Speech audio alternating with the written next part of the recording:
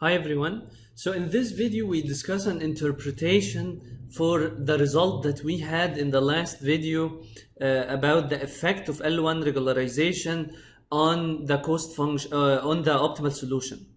Right? So basically in the past two videos we did two things. We analyzed how the parameter updates, how L1 affects the parameter updates, and then we analyzed how the optimal solution is affected by L1 regularization.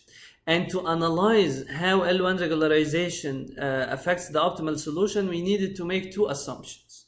One is we assume that the cost function is quadratic, and if not, we obtain a quadratic approximation of the cost function around the optimal value of the unregularized cost, which we called it omega star, and we do that by truncating the Taylor series after the factor that contains second order derivative information.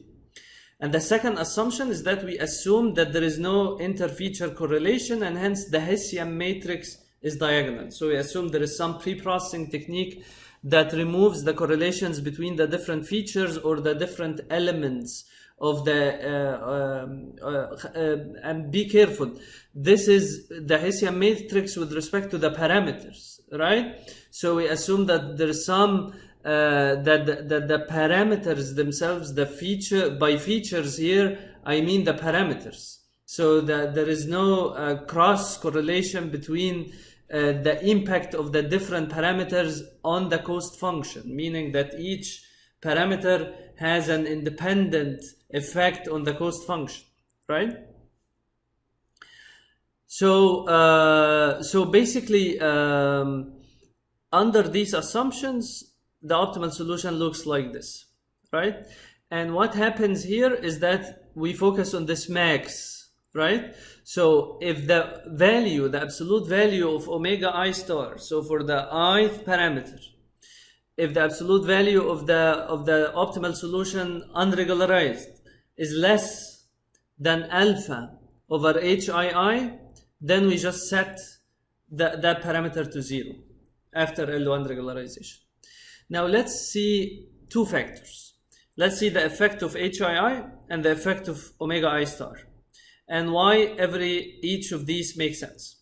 So if HII is small, then basically we have a large threshold, right? So if the absolute value of omega I star is less than a large value, then we set the corresponding parameter to 0. That means what? That means that we have a bias or a tendency to zero out the weight parameters where the second order derivative of the cost function with respect to that weight parameter is very small, right? So what does it mean the second order derivative is very small? Second order derivative is the change in the first derivative, right? So around the optimal, the first derivative should be 0. So the second order measures how fast the first derivative is growing around the optimal.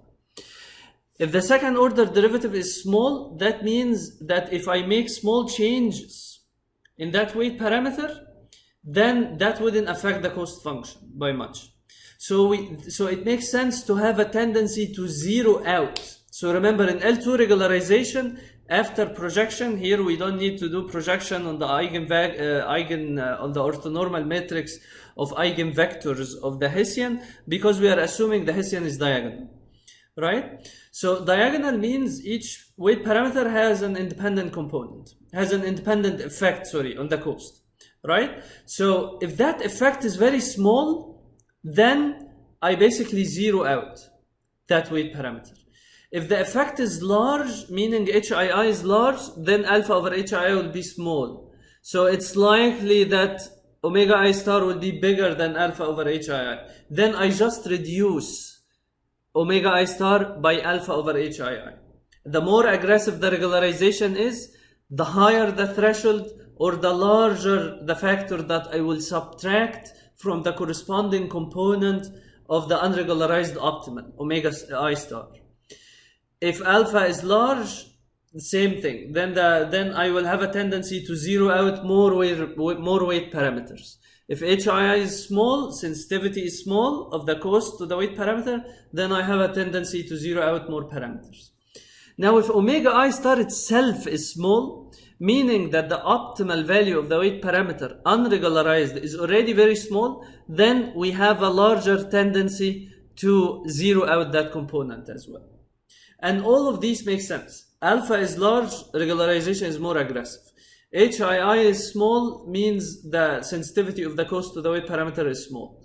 WI star is small, that means that the unregularized optimal already has a small value of that weight parameter. All these factors should make me prefer to zero out that weight function. On the other hand, if the regularization is not aggressive, alpha is small, the sensitivity of the cost is large to that weight parameter, HII is big, or omega I star is big, the value of that weight parameter unregularized optimal is large, all these factors make me tend to keep that weight parameter and have only a small reduction in its value. So while L2 regularization penalizes, you can think of it as a continuous effect, penalizes more the weights in directions where the cost function is not sensitive, the L1 actually sets them to zero. So L1 basically promotes obtaining a sparse solution of the weight parameters. So when you apply L1 regularization, you're trying to zero out the weight parameters that are not that important. Thank you.